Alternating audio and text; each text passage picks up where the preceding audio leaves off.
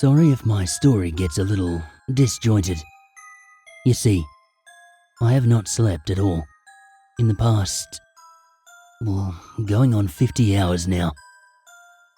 Sleep deprivation, it can do weird things to a man.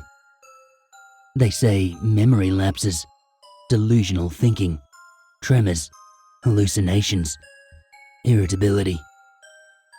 It seems anything is possible for the sleep-deprived brain. I read that sometimes, sort of paradoxically, the lack of rest rather than making you feel increasingly tired can make one increasingly manic. And you see, that's part of the problem. I feel like I can't even trust my own mind at this point. I know the things I'm thinking, the things I'm hearing, and what I've seen. They don't make sense. I sound like an insane person, even to myself. My wife obviously thinks I've lost it. She won't even let me talk to the damn kid on the phone.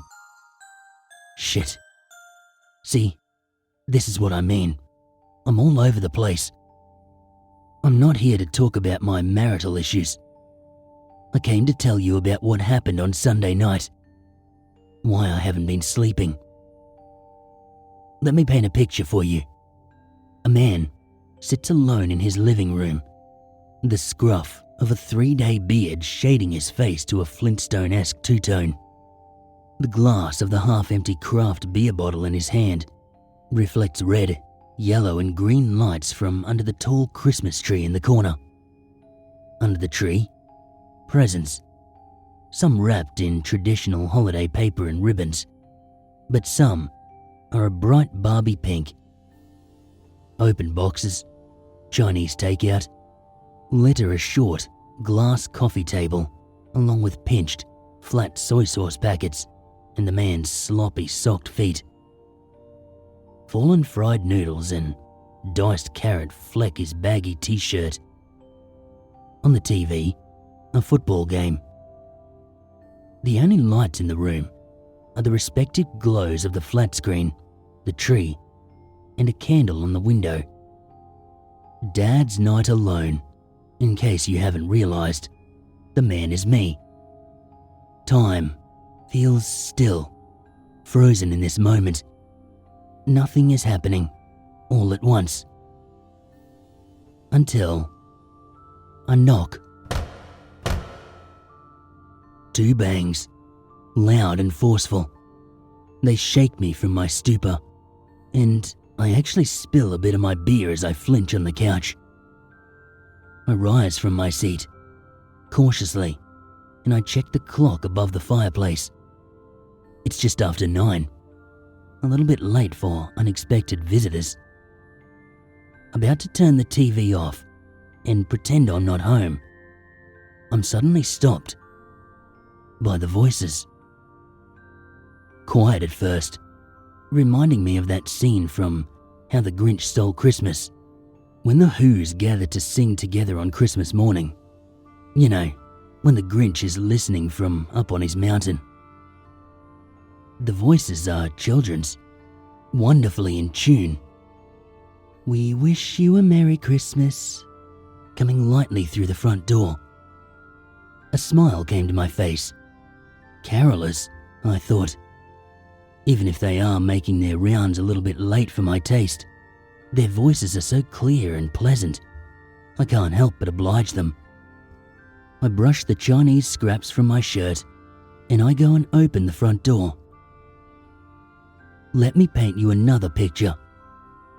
On a snowy stoop, 5 young children, all of varying heights, stand in the shallow snow. Their colourful little boots matching the same bright shades of their puffy coats. Each of their noses pink from the cold, and buried in a thin, paperback Christmas songbook. The whole thing, it seems delightful. Until you notice the adult with them, standing behind them, down the steps, just on the edge of the yard. He's wearing a well-tailored, bright, green suit leprechaun green. Except he's not short. Actually, he's abnormally tall. He has a thin, black tie and a shiny bald head. He stands with his hands in his pockets, and he is looking not at the children, but directly at you. Directly at me. Staring into my eyes with a terrifying, unblinking intensity. I'm trying to look away from him, back to the cute kids singing their song. But my eyes are drawn to him, like a magnet. It's not just his stare, but the guy's grinning. A cartoonish, toothy, wide smile. It seems to pull the corners of his mouth painfully close to his ears. I try to focus on the sound of their singing. It had seemed so pleasant originally. I tried to concentrate on the song, hoping it was almost over, so I could politely thank them and go back to my football. They go on to the last verse, the fun one, at the end of the song. We won't go until we get some. We won't go until we get some. We won't go until we get some. So bring it out here. I clap a bit, still trying as hard as I can not to look up at the man in my yard.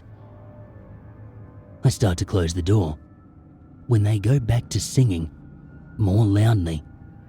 We won't go until we get some. We won't go until we get some. I laugh a bit, and the kids all look up at their books, continuing to sing. But for the first time, I notice their eyes. All of them, every kid's eyes, are nothing but pupil. They are completely black. No whites, no irises, just empty, black nothingness. I look back up at the man in the green, and his grin is somehow even wider than before. I quickly sputter out some sort of thank you and shut the door. I walk very quickly to the kitchen, and I get my cell phone. I don't know who to call, but I feel immediately so sick and so scared. I think it's best to have it at the ready. Outside, the voices just get louder, and they've lost any hint of holiday cheer. Instead, they just sound hostile. We won't go until we get some. I'm sure it's nothing but a prank, but it's seriously not funny. I go back into the living room and I turn the volume up on my game, trying to drown out the sound of their voices. But as loud as I crank the TV, they're singing, or rather yelling. It gets louder. At this point, I'm feeling certain that they must be waking up the whole neighborhood, and just as I'm about to call the police, they stop, cut off, suddenly and sharply. I tiptoe to my window, and I lift a single slat of my blinds to peer through the glass. My yard is empty. The streets are empty. Our house is right in the middle of a fairly long suburban road without any nearby intersections. I should have been able to see them, but they were gone. And, weirdly, there were no footprints leading away in either direction, just the light dusting off of untouched snow. Except on the porch, and right by the edge of my yard. All over the porch were the little patterns of children's boots. And in the grass, 2 stationary footprints that looked like they'd been made by some elaborate hoax. I feel like I'm having a bad trip. I did my fair share of drugs, along with my wife, back in our younger days, and this feels like a bit of a bad flashback. I throw away the rest of my beer, turn off the TV and head upstairs to bed. I lie in my bed for hours, unable to sleep, haunted by the memory of that man and those kids. Eventually, I think somewhere around 4 in the morning, exhaustion is finally taking its toll, and my eyes close for the briefest of moments. Because as soon as I feel like I'm finally drifting off, I hear them again. We won't go until we get some. We won't go until we get some. This time, it sounds like a low chant. And it sounds like it's not coming from the front door, but the backyard, which my bedroom window faces. It has to be a bad dream. I pinch myself hard in that soft spot on the back of the arm where it really hurts. But I'm not asleep. I get down on all fours and I crawl to the bedroom window. Peeking up from the edge, I look down at my yard. The children are there, forming a long arc, running from one end of the yard to the other. And at their center, looking up at me and staring, is the man in green. I duck back down below the window. We won't go until we get some. It's still coming in waves, seeming to seep into my house and into my brain. I lay on the floor and I cover my head with one of my pillows. My mind is racing. All I want is to be left alone. I want them gone. But what were they, and what did they want? I'm lying on the floor, rocking in a curled up fetal adaptation when the light of day finally breaks through my curtains. I let the pillow slip away and I realize the voices are gone. I call my wife immediately. You see, she and my daughter were on a little mummy-daughter weekend getaway to Grandma's. I couldn't get work off Friday or Saturday, so they'd gone without me. And since she didn't have school because her winter break just started, they were going to stay Sunday night too, and come back yesterday, Monday afternoon. She thinks I'm some kind of nutbag. She thinks I've completely lost my mind. I try to send her a picture of the shoe prints, but they're gone. Either covered by fresh snow or they were never there at all. I tell them it's not safe for them to come home. My wife agrees, but I think for a different reason. Because when I suggest I come and stay with them at her parents' and extend the vacation a bit, she tells me not to come, instead insisting I go and see a doctor. We hang up on bad terms and I hurriedly dress for work. Guess I'm trying to maintain some sense of sanity and normalcy. I stop for coffee on my way. Inside, they're playing their typical soft, sort of indie brand of Christmas music. I order my usual, and I'm leaning against a wall, waiting for the barista to call my name, when that song came on. We wish you a Merry Christmas. We wish you a Merry Christmas. I cringe. Of course this would come on. Frowning, I start to tap my foot in a nervous anticipation, hoping my coffee will be ready before the song gets to its final verse. Of course it isn't. They're busy, and it gets to that damn line.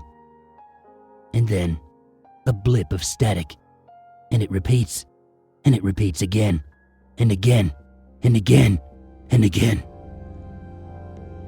Terrified, I look around to see if anyone else is noticing this. But I realize no one is noticing anything, because no one is moving. They're all frozen in place. A stream of half and half suspended, mid-pour over some college girl's coffee cup. A chubby man's croissant hangs from his open mouth, mid-chew. Scanning the restaurant, I almost faint. There, standing in the arch of the doors to the bathroom, is the man in the green suit. For a moment I think he's frozen too.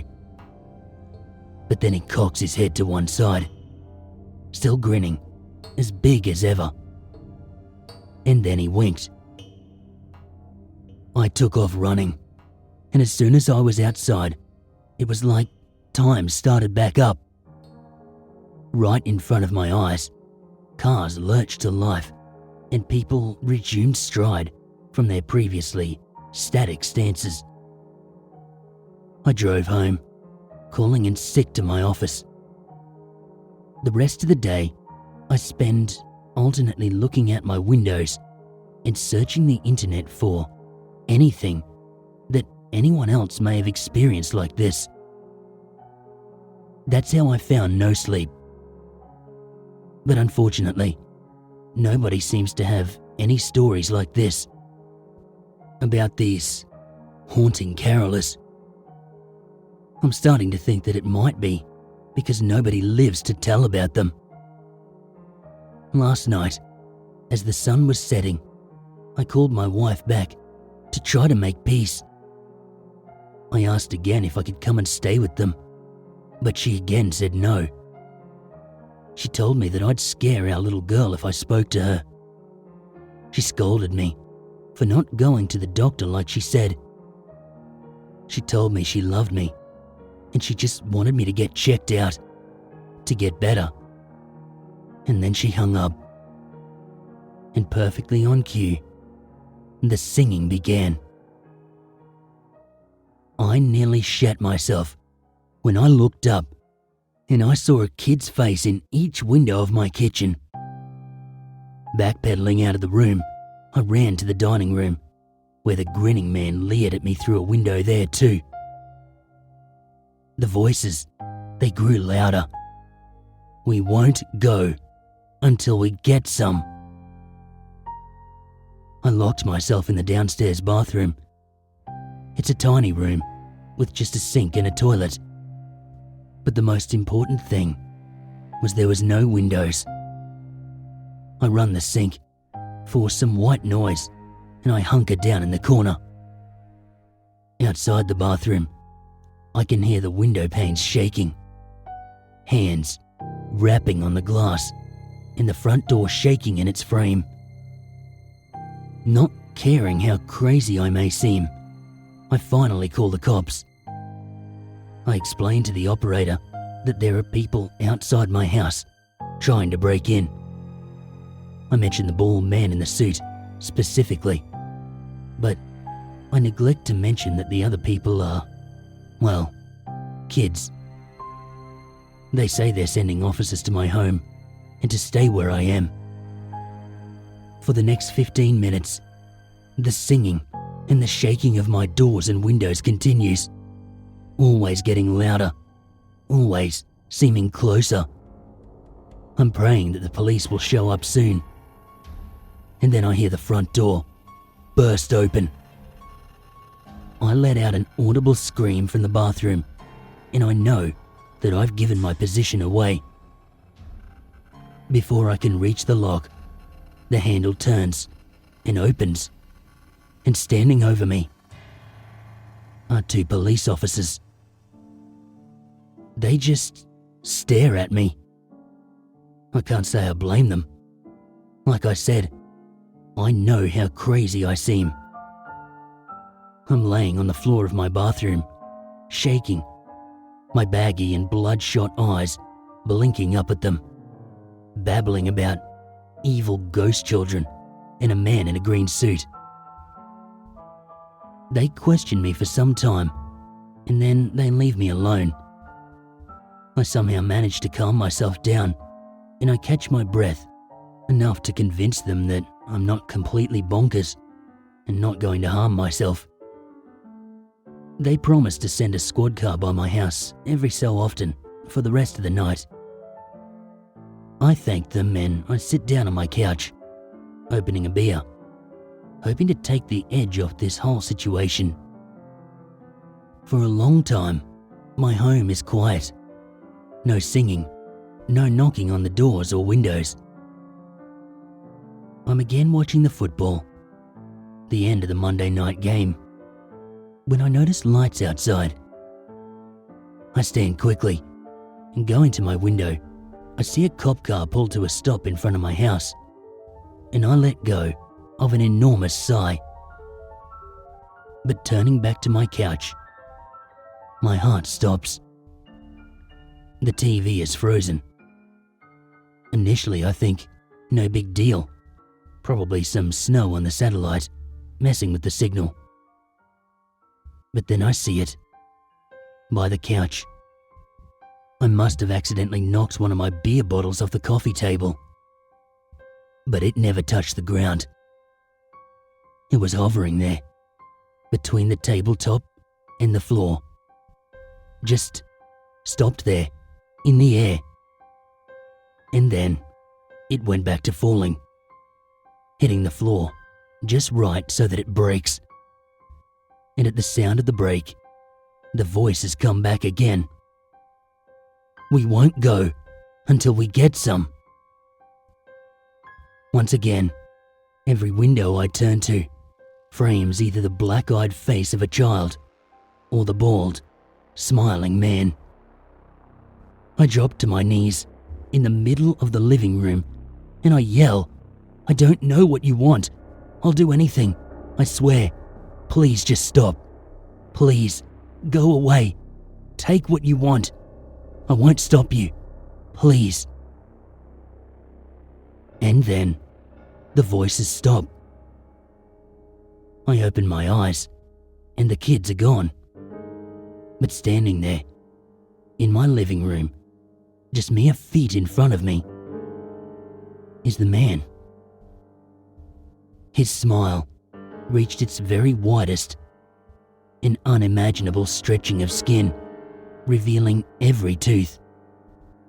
And then he snaps his lips shut, suddenly wearing a very serious expression. I feel a wet spot growing in my pants, but he just nods, steps over the top of my crumpled form, and walks away. Rolling over, I no longer see him in my house. He's just gone. I spend the night in a whimpering heap on the couch, but I don't sleep. That takes us to today. This morning, things seem to be back to normal. I call into work again, however, and then spend the morning trying to get a hold of my wife. She's not answering, so I figure maybe she's still mad at me. I try her parents' home phone, but they don't pick up either. Maybe they saw my number on the caller ID.